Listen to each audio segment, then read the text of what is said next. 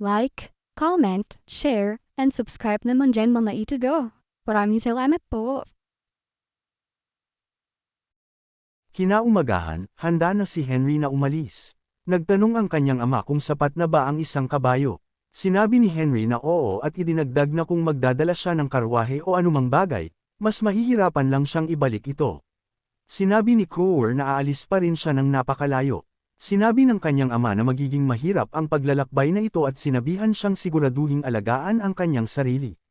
Nagpasalamat si Henry sa kanyang ama at nagsimula sa kanyang paglalakbay. Iniisip na isa rin itong pamamaalam sa lugar na iyon. Hawak ang renda ng kanyang kabayo, umalis siya gamit ang haste magic sa kanyang sarili. Matapos marating ang isang partikular na lugar, huminto siya at bumaba. Gamit ang Stonehouse Magic, lumikha siya ng isang kuweba sa harap niya. Gamit ang Light at Clean Magic, nilinis niya ang lugar at bumuo ng isang malambot na kama na gawa sa bato. Sinabihan niya si Jade na bahala na ito sa sarili nitong pagkain at magpahinga. Matapos mabusog sa gutom na naramdaman sa buong araw, sinimulan ni Jade ang kanyang walang humpay na pangangaso. Isang linggo ang lumipas sa Fort Caliber, napansin ng isang security guard na may patungo sa kanila. Nagtanong ang pinuno ng seguridad kung sino ito, at sinabi ng guard na ang tao ay may dilaw na kabayo, ngunit hindi niya masabi kung sino ito.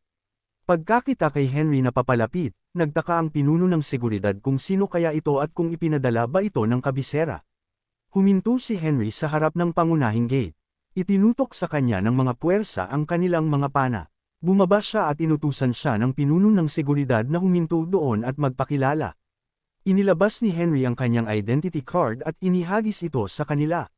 Pagkakita sa card, nagulat ang pinuno ng seguridad at inihagis ito mula roon. Matapos makumpirma na siya ay isang baron, sinabihan niya si Henry na maghintay ng kaunti. Pagkaraan ng ilang sandali, pinayagan siyang pumasok. Nagtanong ang pinuno ng seguridad kung siya ay isang baron at humingi ng paumanhin sa pagiging bastos, sinasabing ginagawa lamang niya ang kanyang trabaho. Ibinigay niya kay Henry ang card nito. Kinuha ito ni Henry at sinabing ayos lang, idinaragdag na ito ang tatak ng kanyang pamilya. Ipinakilala ng pinuno ng seguridad ang kanyang sarili bilang si Harvan, sinasabing siya ang pinuno ng mga security guard sa pasukan ng Fort Caliber. Binati siya ni Henry pabalik at ipinakilala ang sarili. Sinabi ni Henry na nandoon siya para mag-enlist. Nagtanong si Harvan tungkol sa pag-enlist at sinabi ni Henry na ang tinutukoy niya ay noblesse oblige. Sinabi ni Harvan na hindi niya iniisip na ang isang baron ay may papel sa sistema maliban kung ito ay voluntaryong pag-enlist at sumang-ayon si Henry na sinasabing ito ay voluntaryong pag-enlist. Nang maglaon sa opisina, tiningnan ng isang opisyal ang liham na ibinigay ni Hans kay Henry at humingi ng paumanhin sa pagpapatagal sa kanya ng ganoon, sinasabing na kumpirma na nila na ang pangalan sa liham ng rekomendasyon ay ang parehong tao na kanilang commander. Itinuro niya ang isang sundalo at sinabihan si Henry na ipaubaya ang papeles dito at sumunod sa sundalong iyon. Habang sumusunod sa guard, inisip ni Henry na akala niya ay mataas na opisyal lang ang commander at nakakaramdam siya ng magandang pakiramdam. Kumatok ang sundalo sa pinto at pinayagan siya ng commander na pumasok. Binati ng guard ang commander at sinabing dinala niya si Sir Henry. Pinasalamatan ng commander ang guard at inutusan itong umalis. Sinabi niya kay Henry na siya ang anak ni Hans at sinabihan siyang maupo. Pareho silang naupo at sinabi ng commander na tiyak na dumanas ng maraming hirap si Henry sa pagpunta doon. Idinagdag niya na hindi niya malalaman na si Hans ay may anak at pinalaki ito ng ganoon at sinabing tila isang kawili-wiling tao si Henry. Sinabi niya na karamihan sa mga tao ay hindi na makapaghintay na matapos ang kanilang serbisyo militar at nagtanong kung bakit voluntaryong pupunta si Henry sa ganoong mapanganib na lugar. Sinabi ni Henry na ito ay dahil sa mga monsters. Nagulat ang commander. Sinabi ni Henry na nag-apply siya doon dahil sa tingin niya ay mas mabilis siyang matututo kung paano haharapin ang mga ito. Tumawa ang commander at sinabing mabuti na tapat siya, ngunit hindi ito isang lugar na mapupuntahan lang dahil sa determinasyon. Sinabi ni Henry na nagsikap siyang maghanda para dito. Ikinuyom ng commander ang kanyang mga kamao at sinabihan siyang pumosisyon. Nagdala ito ng isang malaking espada at humarap sa kanya. Nanlaki ang mga mata ni Henry nang makita ang espada. Sinabi ng commander na ang Imperial Swordsmanship ay isang bagay na kahit sino ay kayang matutunan, ngunit may malaking pagkakaiba sa dami ng pagsisikap na inilaan. Hinampas niya ang sahig at tumalon patungo kay Henry. Nahirapan si Henry sa dumarating na atake at nagsimulang gumamit ng defensive magic. Hinarang niya ang palo gamit ang kanyang espada. Nagtaka ang commander kung paano niya ito naharang. Nahihirapan si Henry na panatilihin ang pagharang at nagtanong kung tapos na ba sila.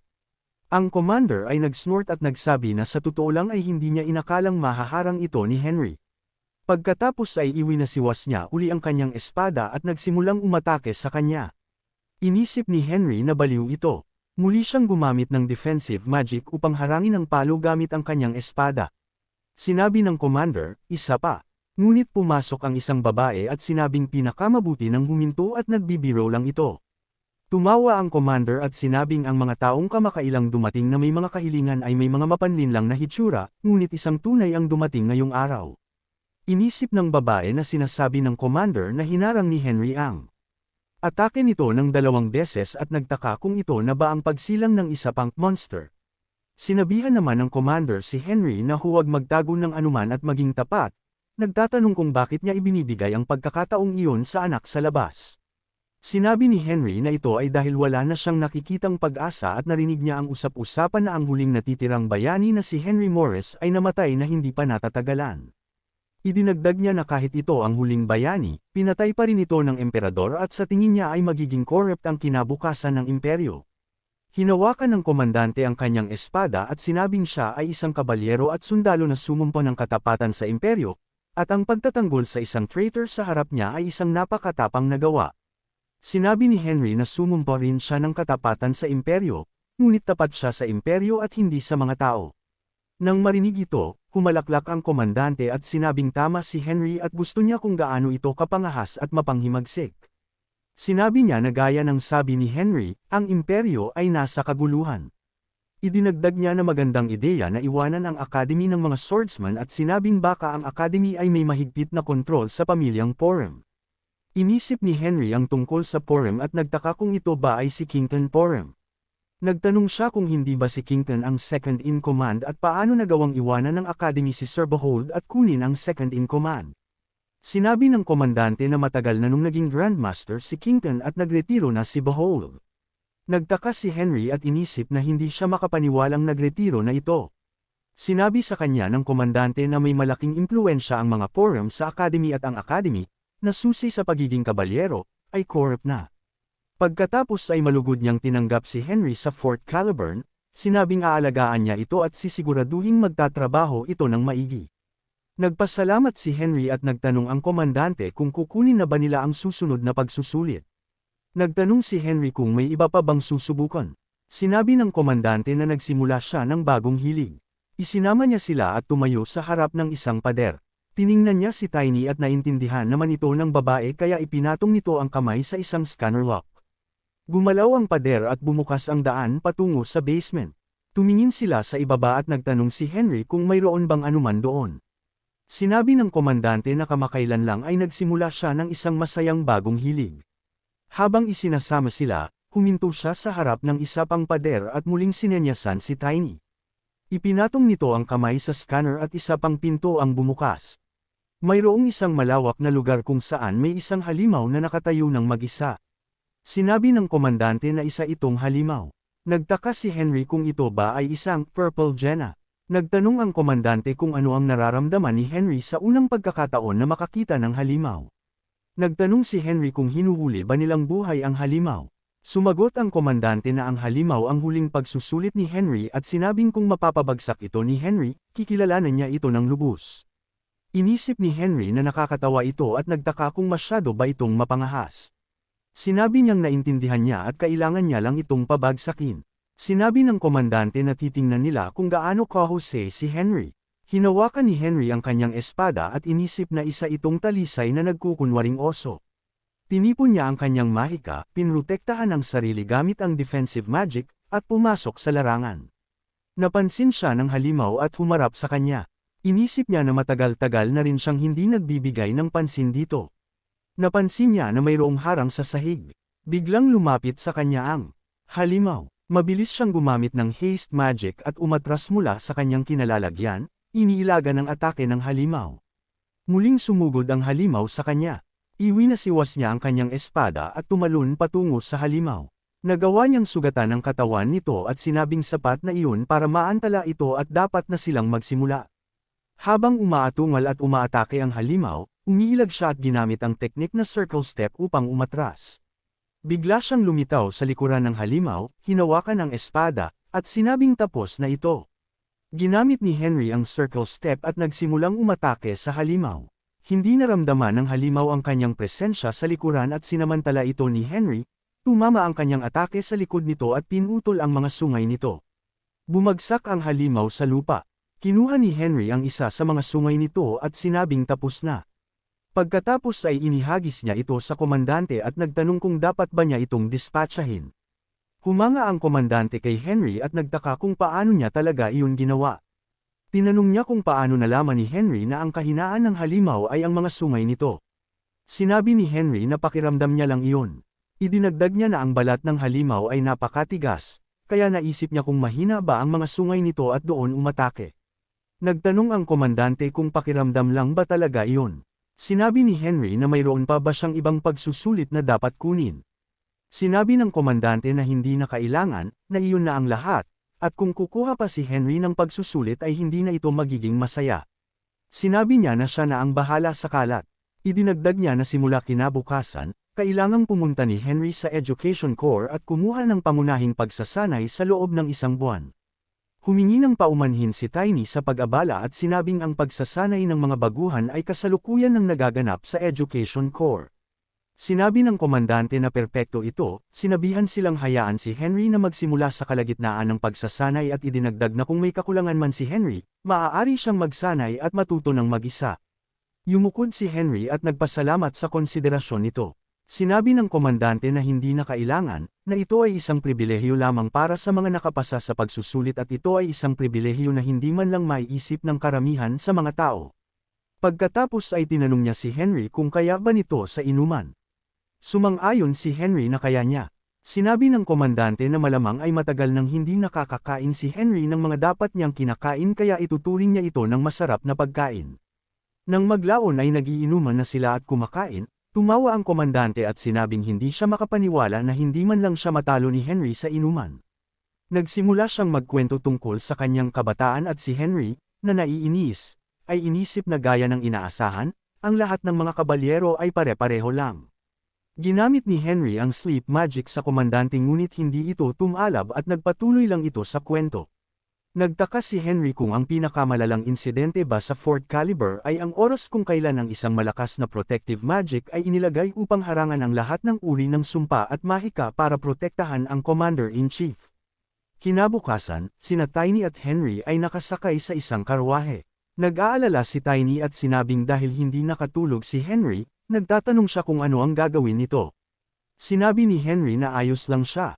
Idinagdag niya na sa tingin niya ay mas maraming paghihirap ang dadaanin ni Tiny dahil sa kanya. Sumagot ang babae na lagi naman, at pagkatapos ay binigyan siya ng ilang mga papel at pinakuha ang mga ito. Hawak ni Henry ang mga ito at nagtanong kung ano yon. Sinabi ni Tiny na dahil magsisimula siya sa kalagitnaan ng pagsasanay, inorganisa niya ang ilan sa mga pangunahing itinuturo para sa kanya.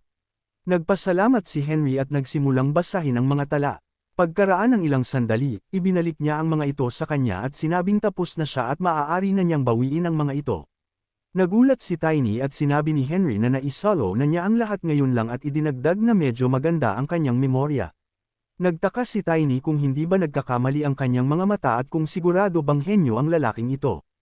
Pagkatapos ay may sundalong nag-abiso kina Tiny at Henry na nakarating na sila sa pasukan ng Education Corps. Iniwan siya ni Tiny doon at sinabing good luck, idinaragdag na magkikita pa sila sa susunod.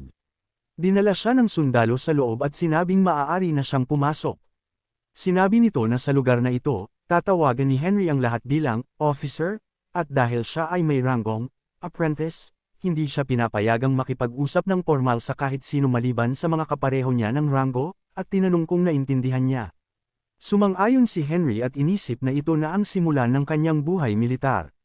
Pagkatapos ay tinanong ni Henry ang officer kung mayroon siyang tanong at nagtanong kung kailangan niya bang malaman ang itinuro noong unang linggo na hindi niya naabutan. Kinumpirma ng officer na kailangan ito sa kanilang paaralan at ipinaliwanag na bawat linggo ay may pagsusulit base sa itinuro sa linggong iyon. Nagtanong si Henry kung ano ang mangyayari kung may hindi makapasa. Sinabi ng officer na wala pang kahit isang tao na hindi nakapasa. Sinabi ni Henry nang may buong paggalang na gusto rin niyang kumuha ng pagsusulit. Ang officer, na naiirita, ay nagtanong kung paano siya kukuha ng pagsusulit nang hindi alam ang itinuro at kung sa tingin ba niya ay biro ito, at nung una ay tumanggi. Ipinaliwanag ni Henry na nakatanggap siya ng ilang pagsasanay mula sa komandante at curious lang siya kung kailangan pa niya ng karagdagang pagsasanay kung papasa siya sa pagsusulit ngayon. Inisip ng officer na nakatanggap nga si Henry ng pagsasanay mula kay Commander Lin. Sumang-ayon ito at sinabing ang sinabi ni Henry ay parang minamaliit ang edukasyong itinuturo doon at nagbabala na kung babagsak si Henry sa pagsusulit, may parusang ibibigay ng naaayon. Sumang-ayon si Henry at nagpasalamat sa officer. Inisip ng officer na ang mayabang na batang ito ay bibigyan ng isang espesyal na pagsusulit. Nang maglaon, umupo si Henry at kinuha ang pagsusulit. Inayos ng officer ang timer at sinabing ang kailangan niya lang gawin ay tapusin ang pagsusulit sa loob ng ibinigay na oras. Kasabay nito, nagsimula ang oras. Tiningnan ni Henry ang papel at inisip na ang education course ay kamakailang nakatuon sa mga tanong tungkol sa pagkakapantay-pantay at nagsimula siyang sagutan ang papel. Nang kalahati na ang oras na lumipas, sinabi niya sa officer na tapos na siya. Nagulat ang officer, tumingin sa timer, at nagtaka kung tapos na ba talaga siya. Pagkakita sa papel, napansin niya na higit sa kalahati ng buhangin ay nasa itaas pa at sinabing magsisimula na siyang mag-check. Sinuri niya ang papel at nakakuha si Henry ng perpektong marka. Tila naguluhan ang officer at pagkatapos ay binati siya, sinasabing nakakuha siya ng perfect score. Sinabi ni Henry na isang kaluwagan ito at inisip niyang medyo madali lang ang mga tanong. Sinabi ng officer na simula sa hapon ay magkakaroon ng martial arts class kaya maaaring magpahinga si Henry sa kanyang silid hanggang doon at idinagdag na kung may kailangan siya ay maaari siyang pumunta sa administration office. Sumang-ayon si Henry at umalis. Inisip ng officer na nakikita na niya kung bakit nakakakuha si Henry ng gabay mula sa komandante dahil nakamit ni Henry ang perfect score sa isang pagsusulit para sa intermediate. Commanders na kahit ang mga officers ay nahihirapan. Dahil dito, nang hindi man lang alam ni Henry, nagiging sikat na siya sa education corps. Sa hapon na sparring class, sinabihan ng officer si Henry na ipakilala ang sarili at ipinakilala niya ang sarili. Sinabi ng officer na magsisimula sila sa close combat sparring at pinahakbang si Cadet Henry sa harap. Ipinapaliwanag na dahil ito ang kanyang unang araw, dapat niyang subukan ang kanyang kakayahan at mapagtanto ang kanyang mga limitasyon. Idinagdag ng officer na ang susunod na pagsusulit ay susukat sa kanyang mga kasanayan at kakayahan at inanunsyo na simula agad-agad, magsisimula si Henry sa one-on-one na mga laban. Ipinaliwanag niya na ang laban ay magpapatuloy hanggang sa may ma-knockout at matatapos lamang ito kapag ang lahat ng mga kading naruroon ay knockout na. Inisip ni Henry na parang isang unlimited competition ito. Inabiso sa kanya ng officer na magsisimula sila kay Cadet Ne at tinawag si Cadet Ne na humarap. Tumayo si Cadet Ne sa harap ni Henry at nagkaharap sila sa arena. Kumuha ng stand si Henry at si Cadet Ne. Pagkakita rito, ay inisip na kung masama ang panimulang posisyon ni Henry, magiging pabor ito sa kanya. Habang papalapit sa kanya si Cadet Ne, sumuntok si Henry sa mukha nito. Yumuko si Cadet Ne at iniwasan ito, ngunit si Henry ay tumama gamit ang isa pang kamay sa leeg nito. Napaurong si Cadet Ne at bumagsak. Nagtaka ang ibang mga kadit kung ano ang nangyari at kung na-knockout na ba si Ne. Nagtaka ang officer kung paano sa lahat ng 20 kadit, nagawa ni Henry na pabagsakin sa isang suntok lang ang may ikatlong pinakamataas na grado sa close combat sparring at kinuwestiyon kung sino ba talaga si Henry. Pagkatapos ay tinawag niya ang susunod na kadit. Pinabagsak ni Henry ang iba pang mga kadit at tinalo silang lahat. Binanggit ng officer na wala nang natitira na may matataas na grado at nagtaka kung sino ba talaga si Henry. Si Henry, habang tinitingnan ang kanyang mga kamao, ay inisip na ito na dapat ang ika-9 na tao at bagaman ito ay isang bagong pakiramdam, si Hector ay talagang isang kamanghamanghang tao. Inisip niya na umasa siyang ang isang agresibong uri ng martial arts ay maaaring ilapat sa close combat sparring at hindi niya inaasahan na gagana talaga ito.